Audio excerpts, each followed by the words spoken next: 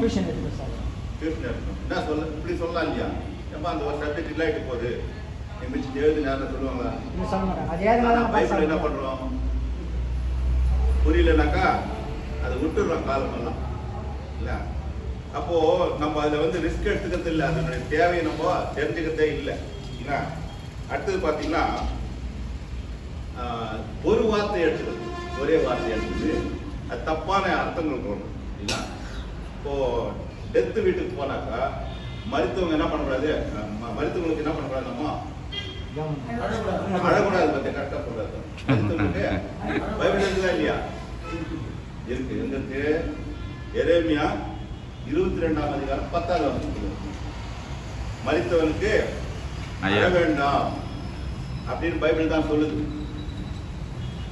இப்போ மரண வீட்டுல போய் அழ வேண்டாம் இந்த வார்த்தை தான் சொல்றாங்க நிறைய. ஆனா இங்க சொல்லப்பட்ட சம்பவம் என்னன்னு கேட்டா, அந்த வசனத்துக்கு மேலேயும் அந்த வசனத்துக்கு கீழே சம்பவம் நடந்திருக்கு. ஆகையினாலதான் என்ன சொல்றாரு எரேமியா, பாபிலோனுக்கு சிறைப்பட்டு போயிடுறாங்க இல்லையா? அப்போ அவங்க செத்துட்டாக்கா நீங்க என்ன இங்க அழ போறீங்க? அதுக்காக தான் எழுதுறது. நல்லா தான் முழுச படிக்கணும். இந்த ஒரு வார்த்தையை பிடிச்சி என்ன பண்ணக்கூடாது, தப்பான போதனை இருக்கக்கூடாது. சரிங்களா? அது மாதிரி நிறைய இருக்கு. விவாகம் பண்ணாது இருக்கும் பவுல் சொல்றாரா இல்லைங்களா? போட்டு ஒரு கமா போட்டு ஃபுல் ஸ்டாப் இல்லை, அது கூட இன்னும் நிறைய இருக்குன்னு அர்த்தம் இல்லைங்களா? இப்படிதான் என்ன பண்றோம், சில நேரத்தில் ஒரு வார்த்தையை பிடிச்சி கெட்டியா போயிடும். அடுத்து பாத்தீங்கன்னா நேரம் இல்லாததுனால என்ன பண்றோம், அவளே சொல்றாங்க என்னத்துக்கு சொல்றாரு, அதான் எதுக்கு செத்தவங்களை பார்த்து சொல்றாரு, உயிரோடுங்களை பார்த்து சொல்றாரு. எனக்கு வசனம் அது பார்க்கணும். சரிங்களா? பார்த்தீங்களா நமக்கு டைம் இல்லை. டைம் இல்லைன்னா என்ன பண்றோம், ஒரு வருஷத்தை வச்சுட்டு படிச்சுட்டு போயிடணும். சரிங்களா? இன்னொன்று பார்த்தீங்கன்னா பிரசங்கத்தை கேட்டுட்டு அதிலே இருப்பாங்க நிறைய பேர். பிரசங்கத்தை கேட்டு அதுவே போதும்னு இருப்பாங்க. இந்த வாரம் பிரசங்கம் பண்றோமா, இந்த வாரம் தான் அப்படிதான் நிறைய பேர் போறாங்க சர்ச்சுக்கு. அது அப்படி இல்லை. டெய்லி பைபிள் படிக்கணும் இல்லையா? அது ஆராய்ந்து படிக்கணும். ஆராய்ந்து படிக்கும் போது தான் நமக்கு அதனுடைய அர்த்தங்கள் புரியும். அப்புறமா தின தியானம் ஒன்று இருக்கு இல்லையா? இந்த கேலண்டரு புக்கு இதெல்லாம் வந்து அதை மாத்திரம் படிச்சுட்டு என்ன பண்ணுவாங்க, நிறுத்திடுவாங்க. பைபிள் கிட்டே போக மாட்டாங்க. ஏன்னா நிறைய புத்தகம் புரியுறது இல்லை. அதுதான் நான் ஒரு 3 மாசமா இங்கே நடத்தினேன். பைபிள் ஃபுல்லாக வந்து எப்படி புரியணும் அது சரியா விளங்கல நிறைய பேருக்கு. அடுத்தது வாக்குதத்தத்தை மட்டும் படிச்சுட்டு அது மனசில் நினைச்சுக்கணும். வாக்குதத்த தேவைதான். அது எப்படி எனக்கு சொந்தமாகும், அது எப்படி எனக்கு சொந்தமாகும், எப்படி சொந்தமாகுது? ஆபிரகாமுக்கு சொன்ன வாக்குதத்தம் எனக்கா சொன்னாரு, ஈசாக்கு சொன்னார் எனக்கா சொன்னார், இல்லை. அது எப்படி எனக்கு சொந்தமாகுது அப்படின் போது என்ன பண்றாரு, இயேசு கிறிஸ்து ஆபிரகாம் சந்ததியில சேர்க்கிறாரு. கிறிஸ்துவ மூலம் என்ன பண்றோம், சேர்றோம். அதனால ஆபிரகாமின் ஆசீர்வாதம் கிறிஸ்துவின் மூலம் எனக்கு வருது. ஆகையினால அந்த வசனத்தை நான் எடுத்துக்கிறேன். ஏன்னு கேட்டா ரெண்டையும் சொன்ன தேவன் ஒருவரே. அதனால எனக்கு அது சொந்தம். அப்படியே படிக்கணும். அடுத்தது பார்த்தீங்கன்னா இந்த பைபிளை படிக்கணும். மெயினா ஹிஸ்டரி இருக்கணும், சரித்திரம். சரித்திரத்தை தெரிஞ்சுக்கணும். சரித்திரம் தெரிஞ்சாதான் ஈஸியா இருக்கும். இப்போ என்னை பற்றி அண்ணா வந்து பேசணும்னு சொன்னா எத்தனை பேர் வந்து தெரிஞ்சுங்க நான் யாருன்னு? மொத்தம் எந்த ஊர், எங்க போறேன், ஏது வந்தேன், எங்க தெரியாது. இல்ல சொல்றேன், இருக்கிறவங்க வந்து என்னை பற்றி சொன்ன எவ்வளவு சொல்லுவீங்க? சரி, அடுத்த வாரம் பேசணும்னு சொல்லிட்டு வச்சுக்கோ. அப்ப என்ன பண்ணுவீங்களா, போய் விசாரிப்பீங்க. அப்ப என்ன பண்ணலாம், டீட்டெயிலா சொல்லலாம். ஆமா, அது மாதிரி சரித்திரத்தை புரிஞ்சு படிச்சாதான் பைபிள் புரியும் இல்லைங்களா? அடுத்தது எதனால பைபிள் படிக்கிறோம்னா, பைபிள் வாசின்னு சொல்லிட்டாங்க வீட்டுல எல்லாரும். அதனால டெய்லி படிக்கணும். அது அப்பா அம்மா சொல்றாங்க இல்லையா, படிச்சியான்னு, அதுக்காக படிக்கிறோம். பைபிள் வாங்கி கொடுத்தாங்கிறதுக்காக படிக்கிறோம் இல்லைங்களா? இப்போ இதனால படிக்கிறதுனால அவ்வளோ புரியாது, பைபிள் அவ்வளோ புரியாது. அந்த புரியாத பாடத்தை என்ன பண்றோம், அப்படியே விட்டுறோம். இப்போ பார்த்தீங்கன்னா இந்த புத்தகம், நம்ம பைபிள் புத்தகம் இல்லாத உலகத்தில் அநேக புத்தகங்கள் இருக்கு இல்லைங்களா? இப்போ நான் படிக்கும்போது ஒரு சிலபஸ் இருந்துச்சு. இப்போ படிக்கிற பசங்களுக்கு என்ன சிலபஸ் இருக்கு, வேற மாறுது. ஏன் அங்கே 1-2 படிச்சவங்க அல்ஜிப்ரான்றாங்க, சாஃப்ட்வேர் பண்ணிட்டுக்கிறாங்க. இப்போ அப்போ என்ன ஆச்சுன்னா புத்தகங்கள்லாம் மாறினு இருக்கு, காலத்துக்கு ஏற்ற மாதிரி மாறுது. 2000 வருஷமா ஒரே புத்தகத்தை வச்சிருக்கிறோம். இது மாறுறதே இல்லை. புரியுங்களா சொல்லுது? அப்போ இந்த 2000 வருஷமா ஒரே புத்தகத்தை வச்சிருக்கும் போது எல்லாமே இதுல இருக்குதுன்னு அர்த்தம். எல்லா மக்களுக்கும் இதுல பதில் இருக்கு, எல்லா கலாச்சார மக்களுக்கும் இதுல பதில் இருக்கு, எல்லா பிரச்சனை உள்ள மக்களுக்கும் இதுல பதில் இருக்கு. அப்ப என்ன பண்ணணும், அது தேடி வாசிக்க நம்ம தெரிஞ்சுக்கணும். வளர புக்கை வந்து சரியா புரியலனாக்கா நான் தான் தப்பாயிடும் இல்லைங்களா? அப்படி இருக்கும்போது இந்த புத்தகத்துக்கு என்ன பண்றோம், முதல்ல அதிகமான மதிப்பை தரோம். இப்போ படிக்கிறது பார்த்தீங்கன்னா, இப்போ நீங்க போயிட்டுலாம் கொஞ்சம் மாற்றலாம் படிக்கிறது. முக்கியமாக வந்து ஊழியர்காரங்க வந்து அதிகமாக படிக்கணும் இல்லை, அதிகமாக படித்தாதான் புரிய வைக்க முடியும். சபையில் அப்படியே இருக்கிறாங்கன்னா என்ன அர்த்தம்னா, நம்ம போதனை அவங்களுக்கு புரியலன்னா, நம்ம போதனை அவங்களுக்கு புரியலனால அப்படியே இருக்கிறாங்க. இப்போ அப்படி இல்லை, எல்லாருமே விசுவாசிகள் தான் இல்லையா? எல்லாரும் விசுவாசிக்கும் போது அந்த காரியத்தை நம்ம பண்ணுறோம். இப்போ பார்த்தீங்கன்னா எப்படி படிக்கிறோமோ சின்ன சின்ன அதிகாரத்தை தேடி படிக்கிறோம். அடுத்தது நமக்கு என்ன தெரிஞ்சுதோ அதை மட்டும் படிக்கிறோம். அப்புறம் என்ன பண்ணுறோம், கதையாக இருக்கிறத படிக்கிறோம். தினம் தியானம் எழுதுறாங்க இல்லையா, அப்போ கேலண்டரு புக்கு அதை மாத்திரம் படிச்சுட்டு இருக்கோம். அதுக்கப்புறம் வாக்குதத்தத்தை மட்டும் படிச்சுட்டு இருக்கிறோம். ஒரு வசனத்தை படிச்சுட்டு அது தப்பான அர்த்தங்கள்லாம் எடுத்துக்கிறோம் இல்லையா? அப்போ நேரம் இல்லைன்னா என்ன பண்ணுறோம், டக்குன்னு படிச்சுட்டு போயினே இருக்கிறோம். பஸ்ஸுக்கு டைம் ஆகிடுச்சு என்ன பண்ணுங்க, வீட்டில் வந்து ப்ரேயர் பண்ணுறோம். பஸ்ஸுக்கு போகும்போது சொல்லுவார், டைம் ஆகிடுச்சு சீக்கிரம் ஜெபம் பண்ணி முடிச்சிருக்கணும். நீங்கள் சொல்கிறோமா இல்லையா? அது மாதிரிலாம் நம்ம என்ன பண்ணக்கூடாது, படிக்கக்கூடாது. இப்போ பிரசங்கத்தை மட்டும் கேட்கறது இல்லை, வீட்டில் போய் என்ன பண்ணணும். இப்போ நான் பண்ணுறேன் இல்லையா, வீட்டில் போய் ஆராய்ச்சி பார்க்கணும். உங்கள்கிட்ட பேப்பர் கொடுத்துரு, அது ஒன்றும் வரல சப்ஜெக்ட். அது எங்கே இருக்குது அந்த மேப்பு? கையில் கொடுத்துக்கணும். அது எங்கே இருக்குது? பைபிளில் தான் இருக்குது. உங்களுக்கு சின்ன சின்னதாக இருக்குன்னா கொஞ்சம் ரவுண்ட் பண்ண தெரியல. தமிழில் வந்து ரவுண்ட் பண்ணிக்கிறான். பார்த்தீங்கன்னா இப்படி தான் நமக்கு பைபிள் இப்படி படிச்சுருக்கிறோம். ஆனால் அந்த காரியத்தில் என்ன பண்ணோம், மாற்றணும்.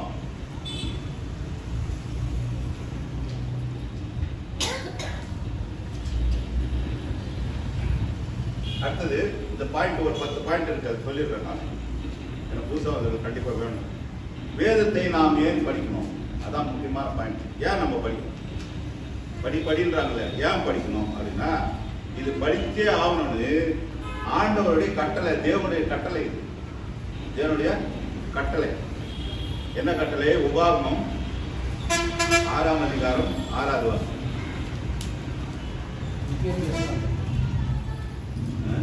తెలుగులో ద్వితీయోపదేశకాండం 6:6.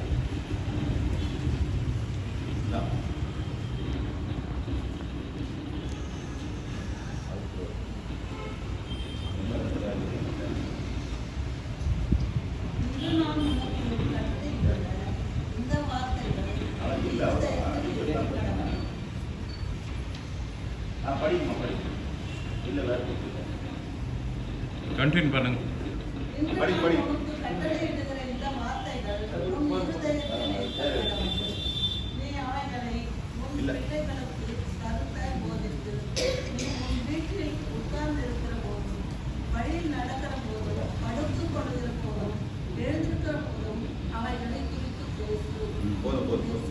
இன்று நான் உனக்கு கட்டளை எழுதுகிற இந்த வார்த்தை உன் இருதயத்தில் இருக்க கடவுள் இல்லையா?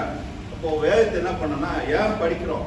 கண்டிப்பா படிக்கணும்னா எனக்கு மட்டும் இல்லை, எனக்கு பின்வரும் சந்ததிக்காக படிக்கிறோம். நம்ம என் பிள்ளைங்களுக்கு சொல்லணும்னாக்கா எப்போ சொல்லுவேன் நான், எனக்கு தெரிஞ்சாதான் சொல்ல முடியும், இல்லைன்னா என்ன பண்ண முடியாது, சொல்ல முடியாது. அடுத்தது பார்த்தீங்கன்னா, இந்த வேதத்தை படிக்கும் போது நம்மிடத்தில் உள்ள தவறான எண்ணங்களை போக்குகிறது. நமக்கு தவறான எண்ணங்களை போக்குகிறது. மத்தேயு 22ஆம் அதிகாரம் 29வது வசனம்.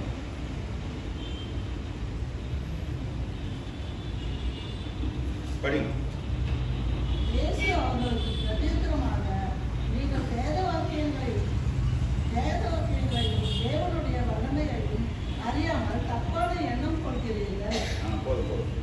அப்ப வேத வாக்கியத்தை அறியலன்னா நமக்கு என்ன எண்ணம் உருவாகும்? தப்பான எண்ணங்கள் உள்ள இருக்கு. இப்ப வேத வாக்கியத்தை நாம் படிக்கும் போது எனக்குள்ள இருக்கிற தப்பான எண்ணங்கள் எல்லாம் போக்குகிறது. 3, வேத வசனம் நம்மை புடமிடுகிறது. சங்கீதம் 105:19. கர்த்தர் சொன்ன வார்த்தை நிறைவேறும் அளவும் அவருடைய வசனம் அவனை புடமிட்டது. புடமிட்டதுன்னா புரியுங்களா? கோல்டு என்ன பண்றாங்க? புடமிடுறாங்கல்ல. எதுக்கு? அதுல இருக்கிற அந்த டெஸ்ட் எல்லாம் வந்துடணும். உன்னை ஒரு மோல்டு பண்றதுக்கு, உன்னை ஒரு உருவத்தை உருவாக்குறதுக்கு தான் புடமிடுறது. பைபிள்ல பாத்தீங்கன்னா யோசேப்பு அவனை எங்க எட்டாராரு? எகிப்துல அரசனுக்கு எட்டாராரு. ஆகையினால அவன் என்ன பண்ண, இந்த மோல்டுக்காக தான் அங்க புடமிடப்படுறான். தாவீது பார்த்த எல்லாரும் அப்படித்தான் வரான். அப்ப வேத வசனம் நம்மை புடமெடுக்கிறது.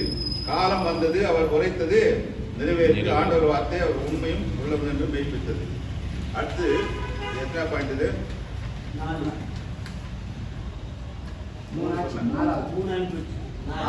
சொல்லணும்.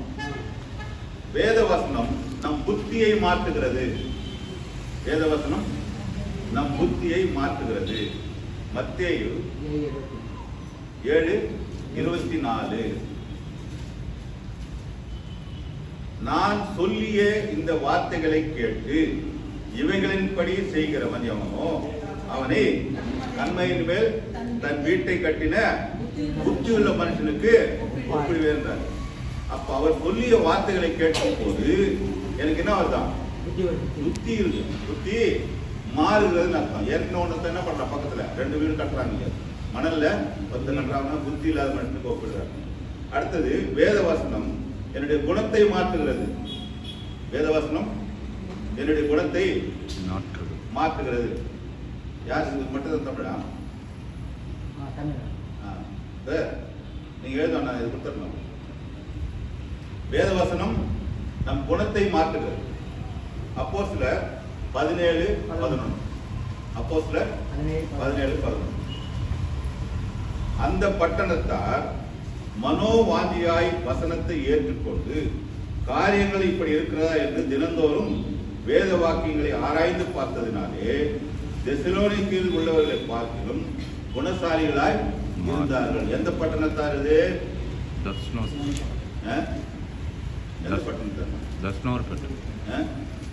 தெசலோனிக்கே பட்டணத்தை காட்டிலும் அவங்க இருந்தாங்க, புத்திசாலியா இருந்தாங்க, குணசாலியா இருந்தாங்க. எந்த பட்டணத்தை? பெரிய பட்டணம் இல்ல. அது ஒரு முறை படிச்சாதான் என்ன பண்ண, அதெல்லாம் சொல்றேன். நம்ம உள்ள நுழைஞ்சு என்ன பண்றது இல்ல, படிக்கிறது இல்ல. வேத வசனம் நம்மை சுத்தமாக்குகிறது. வேத வசனம் என்ன பண்ணா நம்மள சுத்தமாக்குறது. 119 சங்கீதம் 9வது வசனம். 119 சங்கீதம் 9வது வசனம். வாலிபன் தன் வழியை எதனால் காத்துக் கொள்வான்? உமது வசனத்தின்படி தன்னை காத்துக் கொள்வதனாலே. அப்ப இந்த வசனம் என்னை என்ன பண்ணான்? இருதயத்தை சுத்தப்படுத்துறது. அதை நான் காத்துக்கொள்ள வேண்டியது என்னுடைய வேலையா இருக்கு. 7வது பாயிண்ட். வேத வசனத்தினால் நாம் பிசாசை துரத்துகிறோம். பிசாசு வேற எந்த வழியும் துரத்த முடியாது. வசனத்தின் மூலமா தான் அவனை துரத்த முடியும். ஏன்? இதே ஆயுதத்தை அவன் கூட வச்சிருக்கிறான். யார் வச்சிருக்கிறான்? பிசாசு கூட இந்த ஆயுதத்தை வச்சிருக்கிறான். பாருங்க, மத்தேயு 4ஆம் அதிகாரம் 4வது வசனம். அதை தொடர்ந்து 4, 5, 6 வருதுங்களா? இயேசு கிறிஸ்து வனாந்தரத்தில் என்ன பண்றாரு? உபவாசம் இருந்துட்டு 40 நாள் திரும்ப வந்த பின் என்ன பண்றான்? பிசாசு என்ன பண்றான்? அது பசி உண்டாயிட்டு என்ன சொல்றாரு? இந்த கல்லெல்லாம் நீ அப்பமாயிட்டு அப்படின்றாரு. அதுக்கப்புறம் என்ன சொல்றாரு? கல் அப்பமாய் சாப்பிடும் போது இவர் வேற பதில் சொல்லியிருந்தாக்கா அங்கேயே முடிஞ்சிட்டு இருக்கும். இவர் எதை எடுக்கிறார்? ஆயுதமா வசனத்தை எடுக்கிறார். ஐயா, மனுஷன் அப்பத்தினால் மாத்திரமல்ல, எங்க வந்தது? உபாகமம் 8:3 வருது இல்லையா? உபாகம் 8:3 வருது. இப்ப இந்த வசனத்தை சொன்னோன்னு அடுத்தது எதுல சோதிக்கிறான்? வசனத்திலே சோதிக்கிறான் இல்ல. எல்லாத்துக்கும் என்ன பண்றாரு? எழுதி இருக்குன்னு தான் நான் பதில் கொடுத்துருக்கிறார். அப்ப இப்படி சொல்லும் போது தான் பிசாசு அவருக்கு விலகி போனான். அடுத்தது இந்த வசனம் நமக்கு நித்திய ஜீவனை கொடுக்கிறது. 8 வந்து வேத வசனம் நம்மை செழிப்பாக்குகிறது. சங்கீதம் 1:3. அவன் நீர்க்கால்களின் ஓரமாய் நடப்பட்டு தன் காலத்தில் தன் கனியை தந்து இலையுறாத மரத்தை போல் இருப்பான். அவன் செய்வதெல்லாம் வாய்க்கும். அதுக்கு முன்னாடி வசனம் என்ன சொல்லுது? இரவும் பகலும் கர்த்தருடைய வேதத்தில் பெருமையா இருந்து அதுல இருந்தா தொடர்ந்து வசனம் என்ன பண்ணா செழிப்பாக்குகிறது. 9வது பாயிண்ட், வேத வசனம் நம்மை நித்திய ஜீவனுக்கு அழைத்து செல்வது. வேத வசனம் நமக்கு நித்திய ஜீவனை தருகிறது. யோவான் 5:19, யோவான் 17:3. சீக்கிரம் கீழே போனா இல்லை சரியா போதும். இது எழுதிக்கிறாங்க 5:39. 5:39.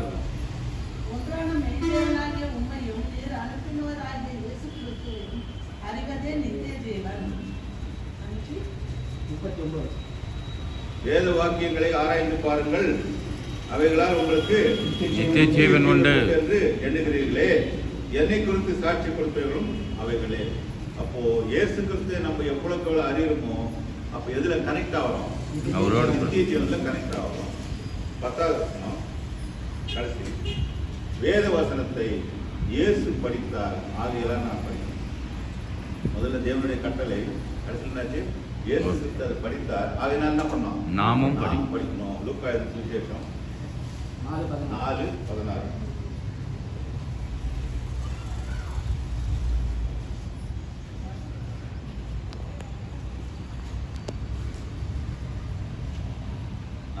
முடிஞ்சிச்சு. அந்த 10 பாயிண்ட் 4:16 கடைசி வசனம் இருக்கா? வழக்கத்தின் படியே படி. 4:16.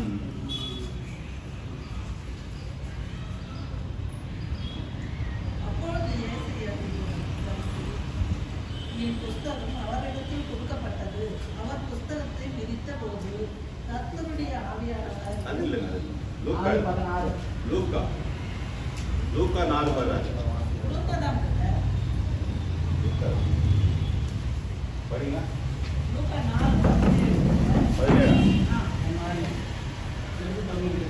வளர்ந்த அவர் வந்து தம்முடைய வழக்கத்தின்படியே ஓய்வு நாளில் ஜெபவாலயத்திலே பிரவேசித்து வாசிக்க எழுந்து என்றார். வழக்கத்தின்படியே வாசிக்கின்றார். அதனால என்ன பண்ணணுமா? பைபிளை வாசிக்கணும். அடுத்தது இந்த பரிசுத்த வேதாகம் சொன்ன இல்லையா, 2000 வருஷமா என்ன பண்ணுறோம்? ஒரே சிலபஸ் வச்சு தான் படிச்சுக்கிறோம். எத்தனை வருஷமா காலகாலமா என்ன பண்றாங்க? படிக்கிறாங்க, மறிக்கிறாங்க. சிலபஸ் மாத்திரம் மாறுவதில்லை. ஏன் இந்த ஒரே புத்தகமா இருக்குது?